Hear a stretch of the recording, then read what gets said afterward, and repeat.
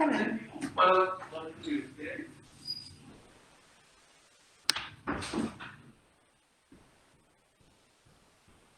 Bueno, los litos renales son compuestos, cantidades variables de estos tipos de cristales y de matriz orgánica. Hay de muchos tipos o de varios tipos. Para eso, o para que un lito se forme, voy a necesitar una orina súper saturada, es decir, que tenga mucha concentración de este tipo de sustancia, que es la que se me va a formar o se me va a agregar en cristales. Entonces, va a estar condicionada esta orina supersaturada para formar los cristales, va a estar condicionada por el pH que encuentre yo en la orina, la fuerza iónica del tipo de sustancia que voy a encontrar y la concentración del soluto que vaya yo a tener como tal. Entonces, entre mayor concentración tenga yo de esta sustancia a nivel urinario, más probable es de que se me precipiten y entonces se empiecen a formar los cristales.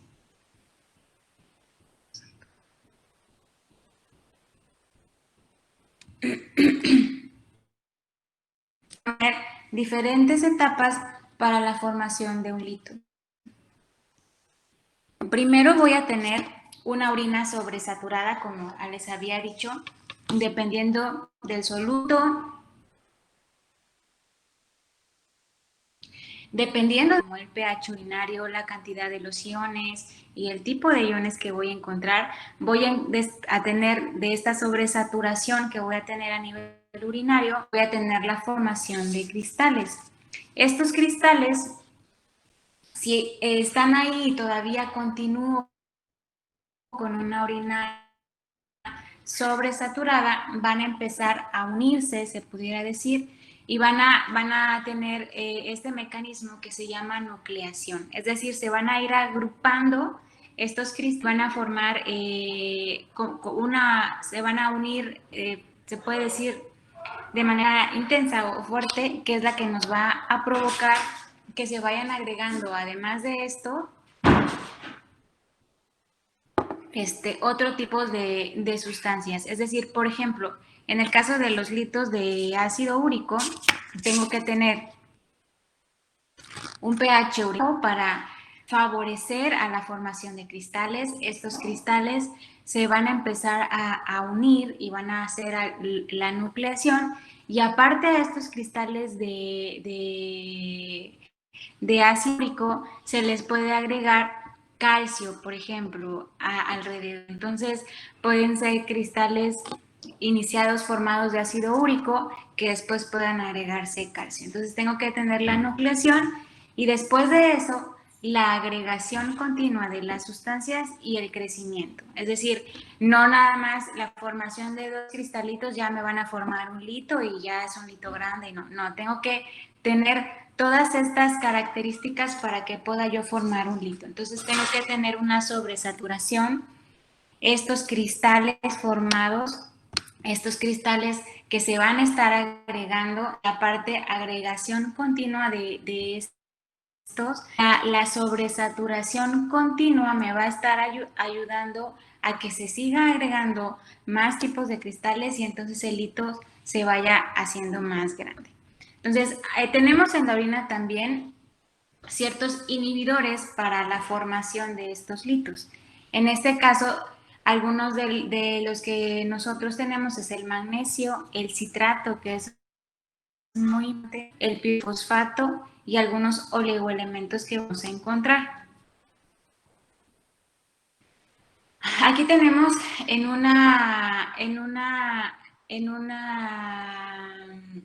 tabla cuánto yo debo de tener de estos tipos de sustancias para que yo no tenga agregación, es decir, para que no tenga una sobresaturación y no empiece a formar cristales como tal de calcio.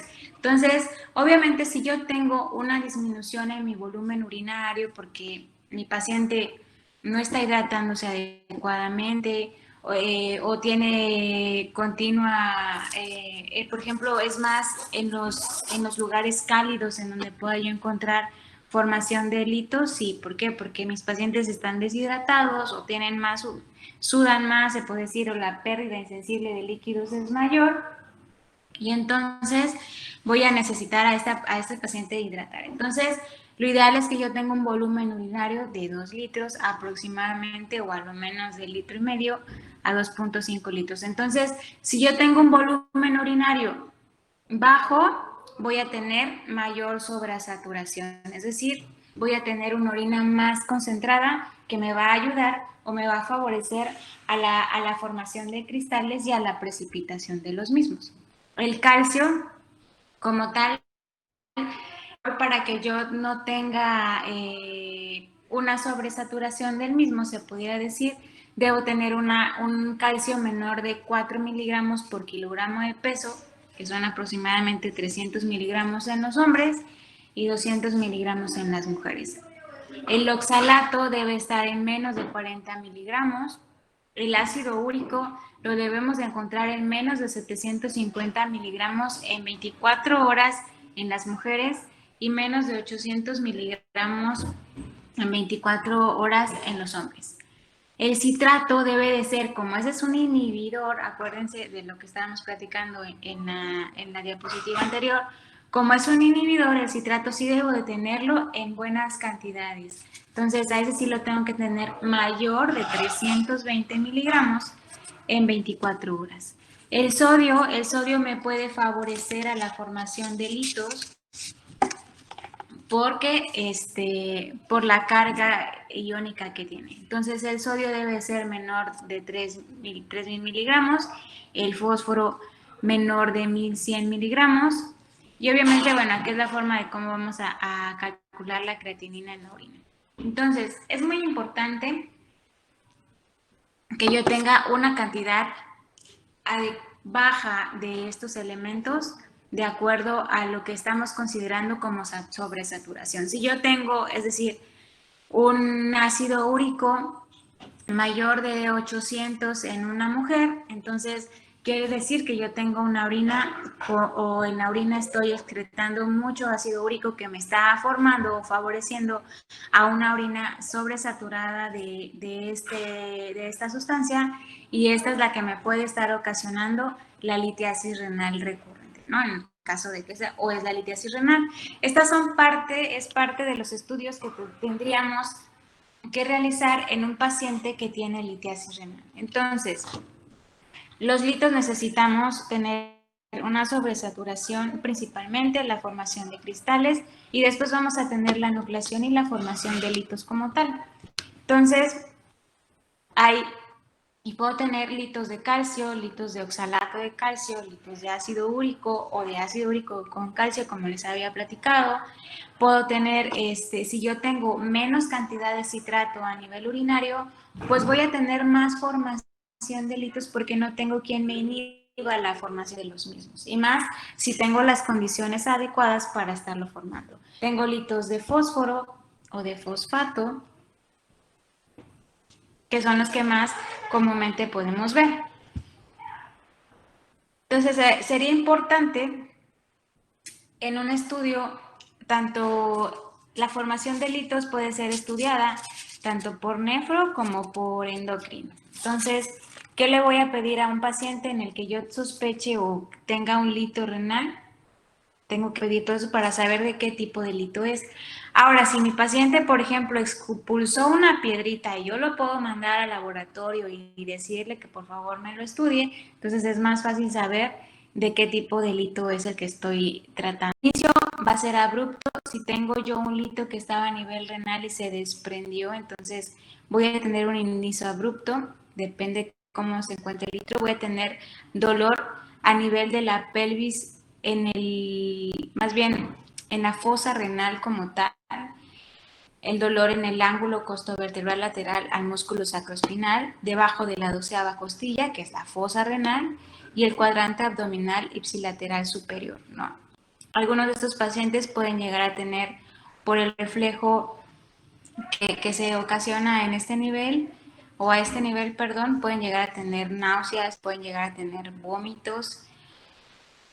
Ahora, si mi lito baja un poco más y está en los ureteros superior y medio, vaya a tener un dolor que se va a irradiar hacia la región lumbar, la fosa renal.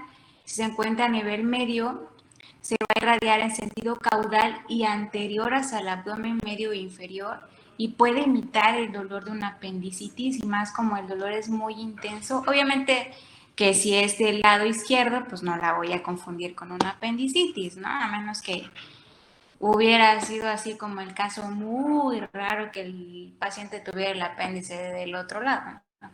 La verdad es que es muy raro.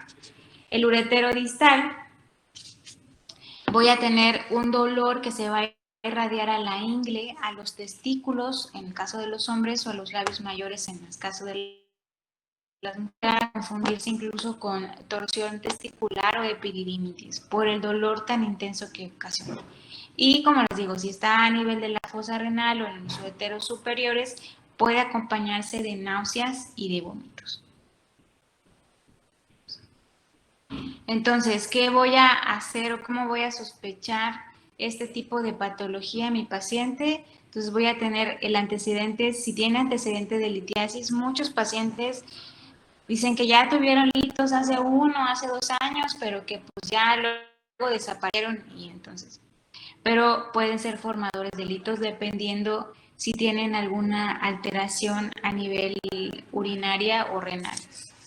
Presencia, pues obviamente de un ambos de riñones. El tipo de lito es muy importante en estos pacientes. El antecedente de cirugía o litotripsia, es decir, que si el lito fue muy grande o no. Los medicamentos son muy importantes para la formación también de los mismos. Algunos pacientes toman calcio vía oral o calcitriol de manera continua, en el caso, por ejemplo, de los pacientes con osteoporosis. Y si no tienen una buena hidratación, esos pacientes pues tienen mayor riesgo de formar litos de calcio, ¿no? Por la sobresaturación que pudieran llegar a tener a nivel urinario. Tienen que, es muy importante la historia familiar, si hay familiares con formadores de delitos, se pudiera decir, pudiera llegar a presentarse también. La ocupación es muy importante, como les decía. Por ejemplo, si yo tengo un trabajo en el que estoy sedentario, no tomo buena cantidad de agua, por ejemplo, los choferes de alguna de algún transporte, a veces no toman la cantidad adecuada de agua, pues porque ya por el tipo de trabajo, o sea, no pueden pararse a cada rato al baño, pues, ¿no? Entonces, ellos pudieran tener más cantidad o más factores para la formación de litos. La dieta es muy importante. Existen algunos estudios que se han hecho en el cual si la dieta es alta en cantidad de proteínas, me favorece la formación de litos, ¿no? Entonces, si tengo una dieta alta o tomar agua alta en minerales, también me puede llegar a favorecer la formación de litos.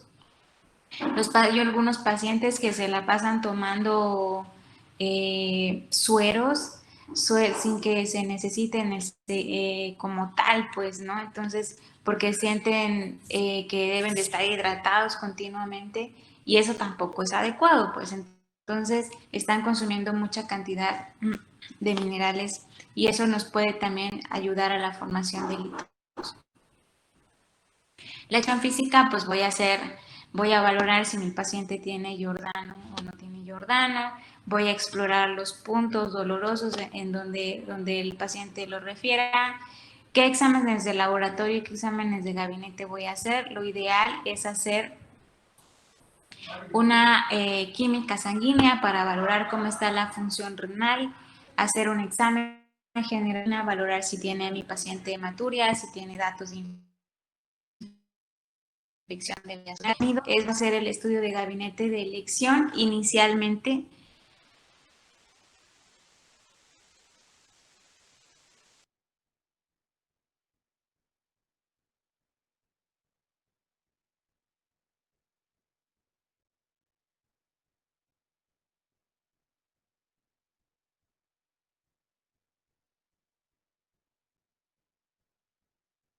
Doctora, se fue el audio. En el caso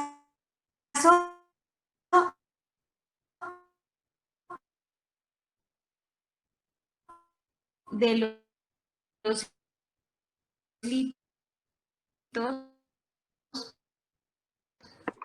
Doctora, se escucha entrecortado.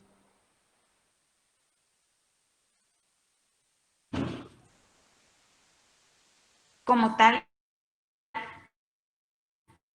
Doctora, no se escucha muy bien su audio.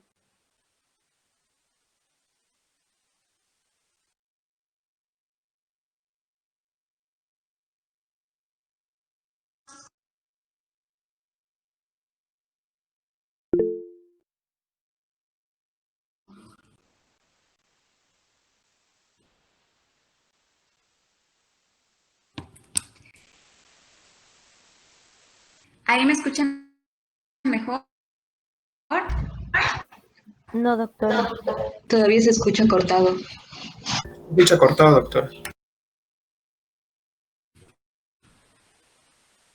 ¿Ahí me escuchan? Sí, ¿Qué pasó? Pensé que habían entrado cerca del lado.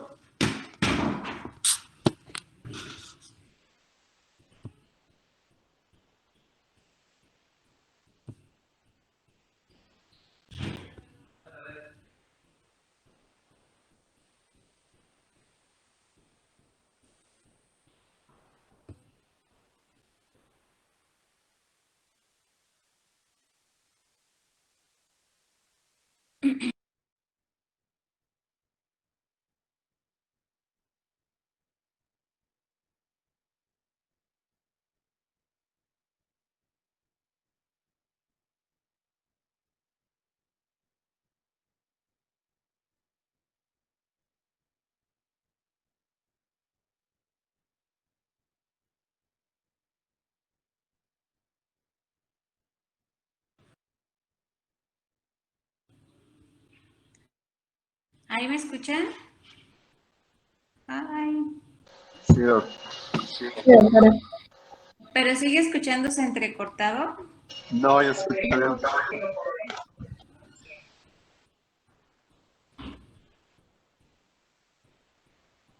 A ver si puedo ponerme acá.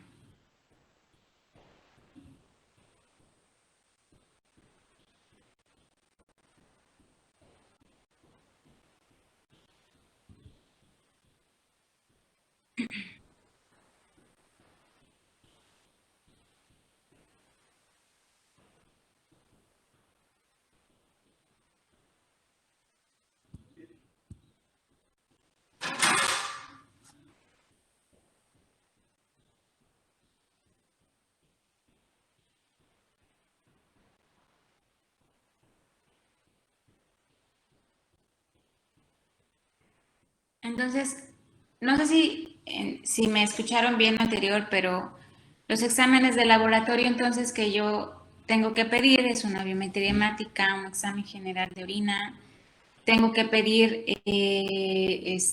calcio, ácido úrico a nivel sistémico o bueno, en sangre, pues fósforo, electrolitos séricos y si puedo, pues pido también los electrolitos urinarios, el ácido úrico urinario, el citrato urinario, el oxalato a nivel urinario para saber cuáles son las alteraciones que va a tener mi paciente. Gabinete, el ultrasonido renal va a ser, va a ser importante. Les decía que si no encuentro un lito a nivel del ultrasonido, puedo tener datos indirectos de tener un lito. Si tengo una dilatación pielocalicial, los litos de ácido úrico no se van a ver en el ultrasonido, no se van a ver en las radiografías como tal tampoco. Entonces ahí sí necesitaría pedir y si tengo que confirmar y yo sospecho que hay un lito a nivel ureteral, pero tengo que pedir una tomografía.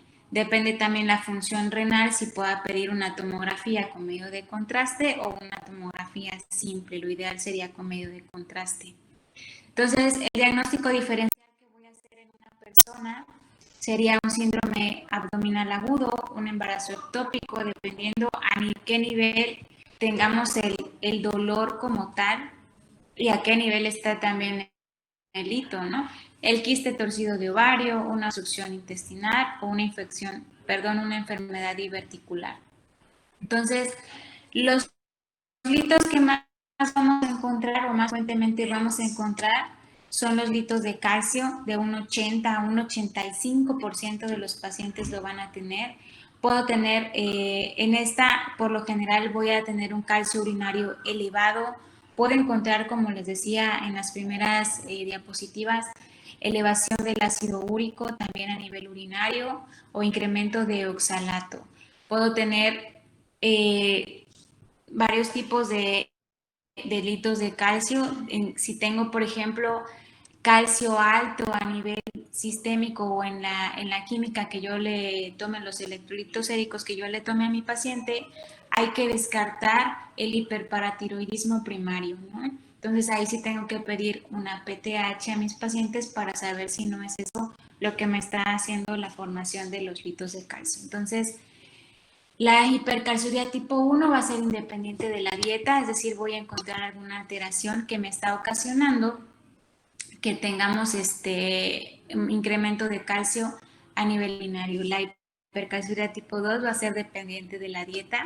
En el caso, principalmente, no es que consumamos tanto calcio, pero si hay algún paciente que tenga incremento como tal de calcio ingesta, por ejemplo, por medicamentos, sí podríamos encontrarla más frecuentemente. Y la tipo 3 sería de la fuga renal de fósforo. La estrubita son litos que van a estar compuestos de magnesio, de amoníaco y de fosfato. Estos litos de estrubita son los que están relacionados con procesos infecciosos y con microorganismos que desdoblan la urea, como Proteus, Pseudomonas, Klebsiella, Staphylococcus y micoplasmas. Entonces, si tengo infección recurrente o una infección continua con con estas bacterias, es muy probable que puedan llegarse a formar estos tipos de litos. En estas voy a requerir, o por lo general se favorece la formación de estos tipos de litos con un pH urinario alcalino, ¿no? Perdón, sí, alcalino, de 7.2.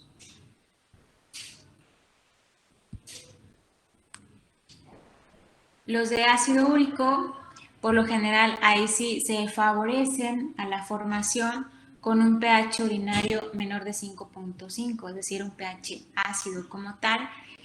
Y la deshidratación o la ingesta excesiva de purinas que me van a hacer o me van a formar como tal en el catabolismo del ácido úrico son los que pueden estar más relacionados con este tipo de delitos como tal. Entonces, en estos, además de que voy a tener mayor ingesta de líquidos como tal, la alcalinización como tal es bastante parte del tratamiento, la alcalinización de la orina. En la cistina o los litos de cistina, en esta ocurre un error innato del metabolismo y vamos a tener una absorción anormal en la mucosa del intestino delgado de estos aminoácidos y entonces el pH también ácido me va a ayudar o me va a favorecer la formación de litos de cistina y el objetivo es una alcalinización de la orina. Realmente los de cistina son muy raros en encontrar. Entonces, los que más van a encontrar son los de calcio, los de oxalato de calcio y los de ácido úrico. Esos son los más frecuentes y más por el síndrome metabólico y la obesidad que van a tener la mayoría de los pacientes. Los medicamentos que también pueden ser asociados a litiasis son los diuréticos de asa, que son los que disminuyen la absorción de sodio en mayor cantidad y entonces esta orina osmótica me hace que tenga mayor sobresaturación de algunas sustancias, de algunos de los que compuestos de los que hemos visto y favorezcan la formación como tal de litos. La vitamina D, porque tengo mayor absorción de calcio, voy a tener mayor calcio, los suplementos de calcio, como les había dicho, los antiácidos igual, la anfotericina B, los salicidatos y el probenecid. Y otros que se van a precipitar como tal a nivel urinario, no que me van a formar litos o no me van a ayudar a la formación de litos, sino que se precipitan en la orina y me van a formar cristales y me pueden llegar a formar litos. Serían el aciclovir, el indinavir, el tramderen y el nelvifavir, que son algunos tratamientos para VIH. Bueno, esto es lo que yo les había dicho. Le voy a pedir la química sanguínea, los electrolitos séricos para ver si no hay alteración a nivel del calcio, a nivel del fósforo. Si tengo como tal la sospecha, puedo pedirle una PTH para ver si no tiene hiperprimario. Y los electrolitos urinarios, que son los que les había puesto en la diapositiva anterior, que tenemos que tener la cuantificación en 24 para saber cuánto de sodio hay, cuánto de calcio. El oxalato es importante, el citrato como tal urinario, que es un inhibidor, muchas veces se encuentra disminuido y con dar el citrato o reponer el citrato favorecemos a que no se estén formando continuamente los litos. Los estudios de gabinete, la radiografía simple de abdomen, pues sería como que la más sencilla y la más barata, pero los litos que vamos a poder ver ahí solamente son los de calcio y los de oxalato de calcio. Los de ácido úrico, pues no los vamos a ver tan frecuentemente. Entonces, si sospechamos uno de ácido úrico, pues no tiene caso que pidamos una radiografía simple como tal. El ultrasonido, les digo, es dependiendo de a qué nivel se encuentre, si voy a poder observar el hito o no. Puedo observar nada más en el ultrasonido si hay litos a nivel renal o a nivel de vejiga. La urografía excretora puede utilizarse si mi paciente tiene una urea renal. Últimamente se utiliza más la tomografía más que la urografía excretora. Y la tomografía sería como que la ideal, cualquier tipo de delito se pudiera decir, para valorar si está, a qué nivel esté, el tamaño y todo. Esa sí la voy a ver litos a nivel del uretero, los demás pues no los voy a poder ver. En las otras, en la radiografía simple de abdomen, solo si tengo un lito grandote y que sea de calcio, sí lo voy a poder ver, si no, pues no. Entonces, ¿qué voy a tener de tratamiento? Depende también del tipo de lito que tengamos, ¿no?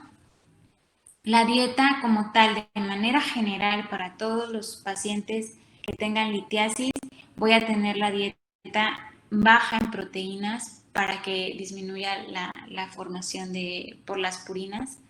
Voy a tener una dieta baja en sodio, es decir, voy a quitarle a mi paciente o disminuir la cantidad de sal de sus alimentos. Voy a suspenderles refrescos embotellados, enlatados, embutidos, porque todos tienen como conservadores sodio. Y voy a aumentarle la cantidad de líquidos, ¿no? Acuérdense que algo principal es la sobresaturación que voy a tener de estas sustancias a nivel urinario. Entonces yo lo que necesito es tener una buena hidratación y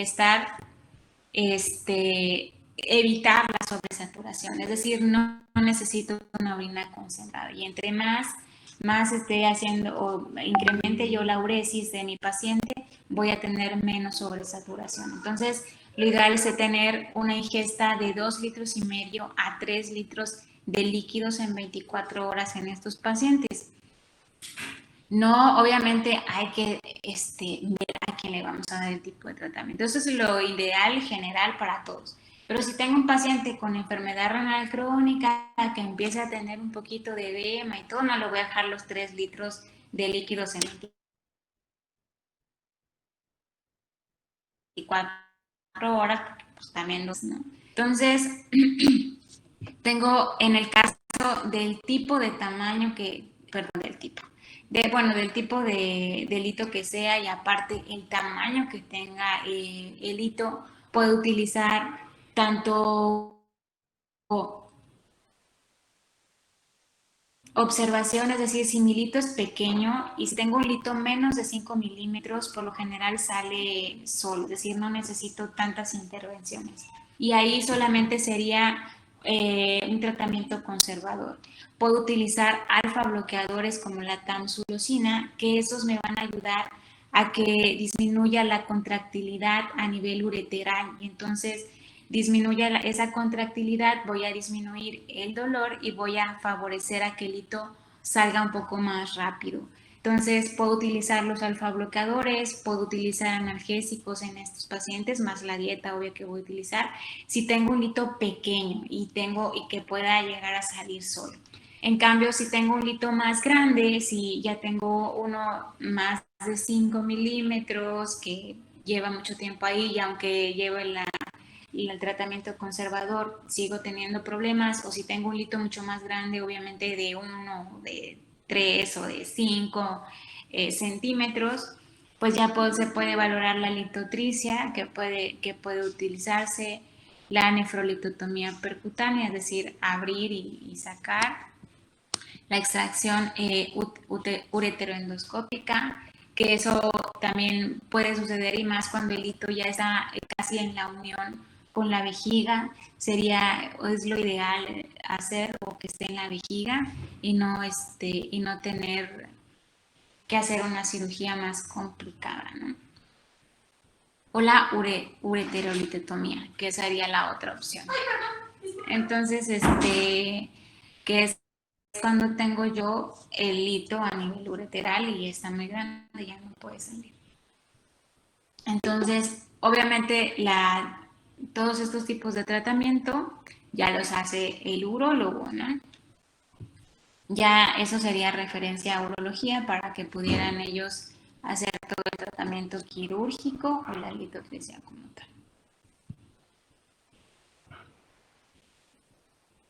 Ok.